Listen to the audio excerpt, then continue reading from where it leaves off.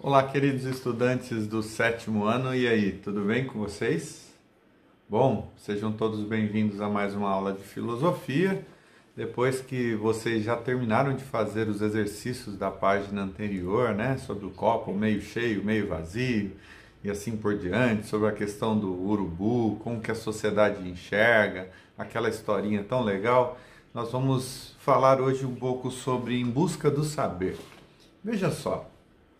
Desde quando nós somos bem pequenininhos, nós já nutrimos dentro de nós uma vontade de conhecer as coisas, de conhecer o mundo, de saber como as coisas funcionam, de explorar as possibilidades do mundo.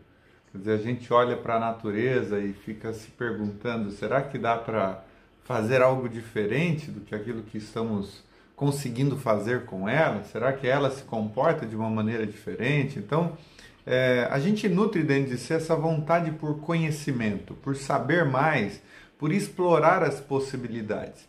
E isso é extremamente importante. Veja que tudo que nós temos hoje de aparato tecnológico e de ciência aplicada ao cotidiano se dá por causa dessa vontade, dessa busca pelo conhecimento.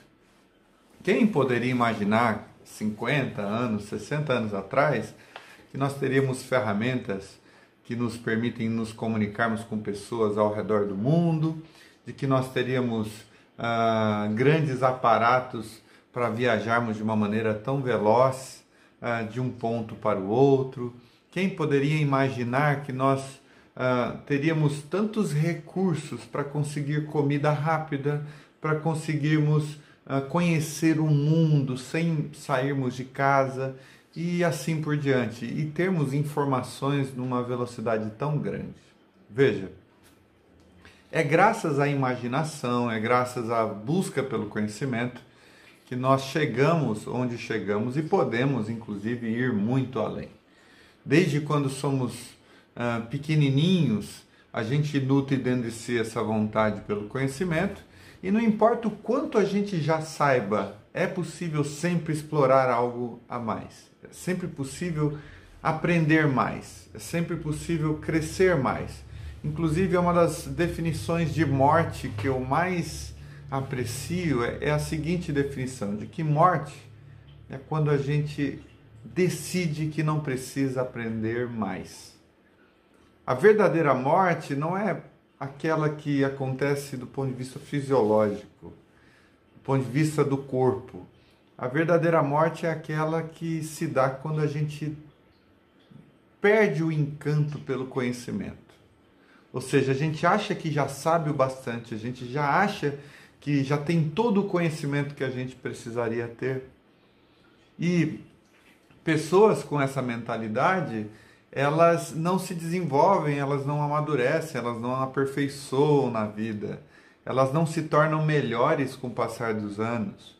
Porque pessoas que buscam o conhecimento e querem aprender cada vez mais, elas podem até errar nas suas decisões, mas o ato de errar e o ato de lidar com as consequências do seu erro fará com que ela tenha reflexões acerca da experiência que teve, e isso leve ela a uma nova forma de viver a vida. Então veja, o problema na existência não é acertar ou errar, cair ou levantar, não tem a ver com eu tenho que acertar todas as vezes para que a minha vida seja boa. Isso é impossível.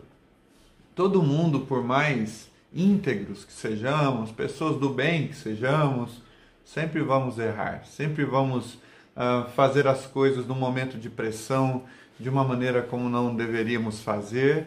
E o mais importante não é se a gente está acertando ou errando, o mais importante é se a gente busca o conhecimento de tal maneira que aquele erro ou aquele acerto nos conduza a sermos pessoas cada vez melhores.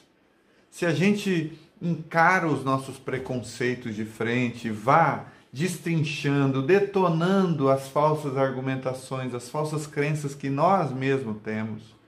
Às vezes a gente nem percebe o quanto somos preconceituosos, mas na medida em que a gente vai lidando com as circunstâncias, a gente vai percebendo ganhando autoconsciência, autopercepção, e isso vai ficando cada vez mais claro, e a gente vai tomando caminhos diferentes, e a gente vai se renovando, se ressignificando na vida. Essa é a consequência lógica de quem tem amor pelo conhecimento. Agora, toda busca pelo saber, ela é feita a partir de perguntas. Eu tenho que fazer perguntas. Perguntas são as ferramentas mais básicas da filosofia e da vida. Eu preciso perguntar. Perguntar o que não sei, perguntar o que desejo saber, perguntar aquilo que pode se tornar mais aperfeiçoado o meu pensamento. Não tenha vergonha de perguntar o que você não sabe. Claro, faça perguntas que, obviamente, você já não tenha essas respostas, que há pessoas que perguntam simplesmente por preguiça de pensar sobre elas. Muitas vezes elas já sabem a resposta, mas elas perguntam simplesmente por preguiça, por querer algo pronto. Mas não tenha medo de perguntar aquilo que você quer saber e você não sabe ainda. Não tenha medo de investigar os assuntos da vida. Quer ver uma coisa? Você sabe o que é uma sereia? Eu vou chegar nessa questão da importância do conhecimento tratando desse assunto, da sereia. O que é uma sereia? Pensa aí no que você tem de conhecimento sobre a sereia. A maior parte de nós conhece histórias a respeito da sereia, colocando-a numa posição de uma boa personagem. Geralmente é a boa sereia, que nós temos na mente como um conceito, né? Como é que você ficou sabendo da existência da sereia? Provavelmente você não topou com uma sereia por aí, né? Ah, fui para a escola, de repente, no meio do caminho, tinha uma sereia lá no meio da rua. Não, né? Você soube alguma história, você assistiu algum filme, alguém lhe contou alguma coisa que tinha a ver com esse personagem. Metade peixe, metade humano. Geralmente é uma personagem bonita, né? Que fica em cima de uma pedra, no meio do mar, enfim. Bom, muitos garantem que esses seres não existem, obviamente não existem mesmo, não são reais. Mesmo assim, diferentes épocas e lugares relatam-se mitos, lendas, contos de fadas a respeito das sereias. Então a gente aprende a respeito dessa figura a partir das histórias, dos contos, dos mitos. E esses mitos acerca da sereia não são mitos atuais, não são coisas contemporâneas, são coisas antigas. Veja só. Só que na mitologia, nos povos nórdicos da antiguidade, a sereia ela não tem essa imagem que a gente tem de uma boa mulher que atrai os homens, etc. e tal. Na antiguidade, as sereias eram espécies, elas representavam um perigo, porque na verdade elas atraíam os homens para si e para a morte. Então veja como o conhecimento sobre uma determinada coisa pode variar dependendo da cultura, do lugar, ou dependendo do nível de conhecimento que você tem sobre uma determinada coisa. Às vezes você julga algo como bom imediatamente porque as informações que você recebeu acerca daquilo eram aparentemente boas. No entanto, um conhecimento um pouco mais profundo vai te levar a uma outra percepção acerca daquela mesma coisa. Quer ver? Eu vou colocar um exemplo aí para vocês. Veja só, na mitologia grega, essas mulheres com corpo de peixe e com corpo humano eram chamadas de tritônicas, certo? E as sereias, ou também conhecidas como sirenas, eram descritas como criaturas perigosas, cujo corpo era metade pássaro e metade mulher. Dá uma olhada nessa escultura aí, que é a Sirena de Canosa, no século IV antes de Cristo. Olha só essa escultura aí preservada desde a antiguidade, representa essa criatura mitológica de acordo com a visão grega.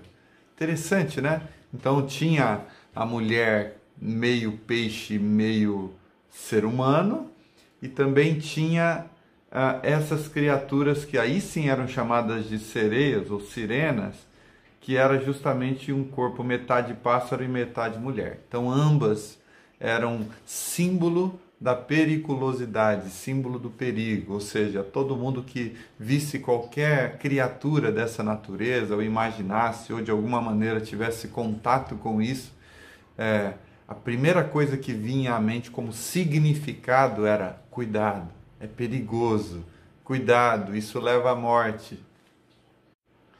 Veja só, as sereias aladas, ou seja, dotadas de asas, né? Elas foram personagens de alguns mitos e de algumas epopeias da Grécia Antiga. Por exemplo, na obra de Odisseia de Homero, conta-se a história do ardiloso Ulisses, que sobreviveu ao poder mortal da voz desses seres. Ele fechou com cera os ouvidos de todos os tripulantes de sua embarcação, pedindo-lhes que o amarrassem firmemente ao mastro. Assim, quando ele atravessou o território das sereias, o herói pôde ouvir o canto sedutor e hipnótico delas, sem atirar-se nas águas e morrer, como acontecia a todos os que aventuravam por aqueles mares.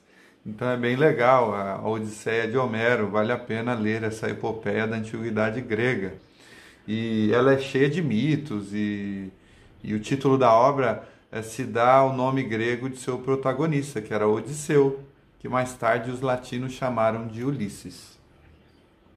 Segundo aquele mito antigo, então, a única maneira dessa sereia morrer seria caso alguém, algum homem, conseguisse ouvir o seu canto e resistisse à sua vontade de se aproximar dela. E foi o que aconteceu com o caso de Ulisses. Então é bem interessante como se deu tudo isso e como se dá na mitologia.